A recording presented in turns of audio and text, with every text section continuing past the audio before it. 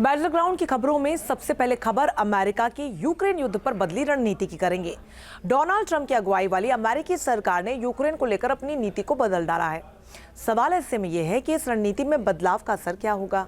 क्या इससे रूस यूक्रेन युद्ध रुक पाएगा, या फिर जंग की चिंगारी यूरोप के बड़े हिस्से को अपनी चपेट में ले लेगी?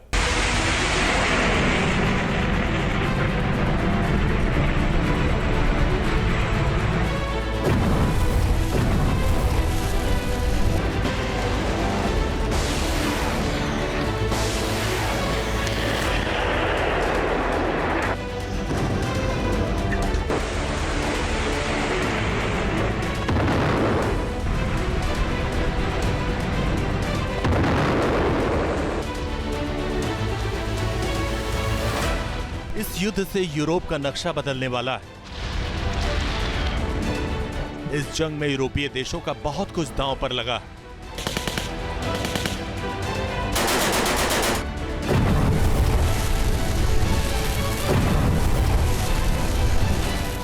ये जंग अमेरिका और यूरोप के नेटो देशों के बीच दरार पैदा कर रही है।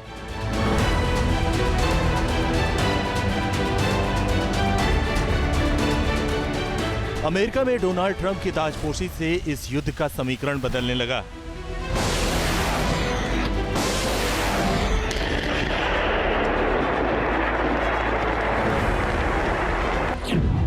क्या यूक्रेन में ट्रंप कार्ड से यूरोप में मचेगा कोहराम? एक तरफ पुतिन की अगुवाई में रूस की सुपर शक्ति है,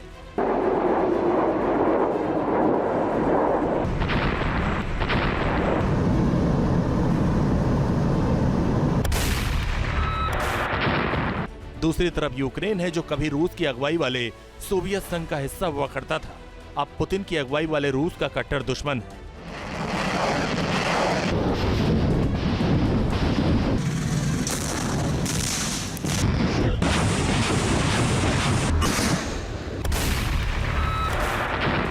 पुतिन इस जंग को हर हाल में जीतना चाहते हैं।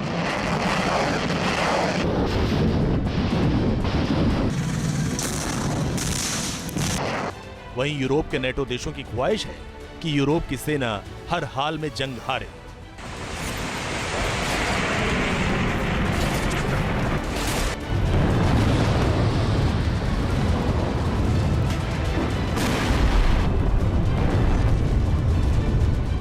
लेकिन बड़ा सवाल अमेरिका का है, जिसकी नीति लगातार बदल रही है।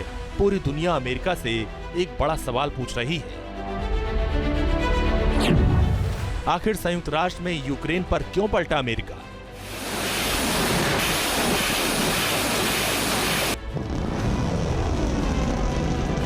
तीन साल से लगातार यूक्रेन और रूस के बीच जंग चल रही है। 3 साल से लगातार अमेरिका और नेटो देश यूक्रेन के समर्थन में खड़े हैं।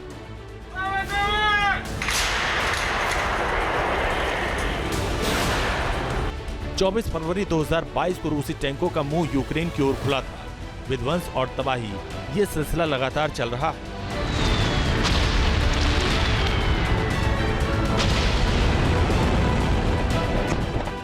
जंग निर्णायक मोड़ पर है। रूस, यूक्रेन और यूरोपीय देशों के रुख में कोई बदलाव नहीं है। अमेरिका के रुख में साफ बदलाव देखने को मिल रहा है। अमेरिका ने संयुक्त राष्ट्र महासभा में यूक्रेनी प्रस्ताव के खिलाफ रूस के समर्थन में वोटिंग की। यूक्रेन ने रूस के साथ युद्ध को 3 साल पूरे होने पर यूएन में एक प्रस्ताव पेश किया था। इस प्रस्ताव में रूसी हमले की निंदा करने और यूक्रेन से तत्काल रूसी सेना को वापस बुलाने की मांग की गई थी। अमेरिका ने अपनी पुरानी नीतियों के उलट साथी यूरोपीय देशों के खिलाफ जाकर इस प्रस्ताव के विपक्ष में मतदान किया। पहली बार अमेरिका और इजराइल ने यूक्रेन के खिलाफ वोट किया। अमेरिका ने भी यूएन में 3 पैराग्राफ का प्रस्ताव पेश किया। इसमें ना तो रूसी हमले का जिक्र था और ना ही किसी तरह की निंदा। अमेरिका की तरफ से सिर्फ स्थायी शांति की अपील की गई।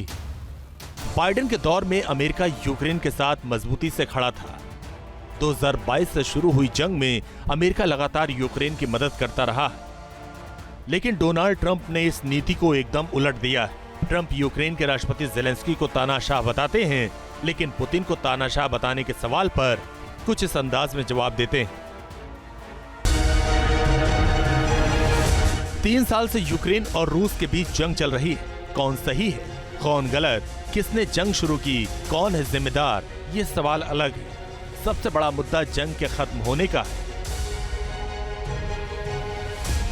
क्या डोनाल्ड ट्रंप के रुख में बदलाव से रूस यूक्रेन की जंग खत्म हो जाएगी? Team news nation. News nation अब व्हाट्सएप पर खबरों की ताजा अपडेट के लिए न्यूज नेशन के इस QR कोड को स्कैन करें।